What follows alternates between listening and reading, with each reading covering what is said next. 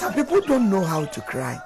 Some people, when they lost their relatives, they don't know how to talk and cry. My name is Amidokli. I'm a funeral contractor. People came in to pick me to go to their funeral and cry for them. We are all widows. After our husbands died, so we decided to come together to help those who cannot cry. So if we are not there, it will not go on well with them. Some funerals are big funerals. Some are normal.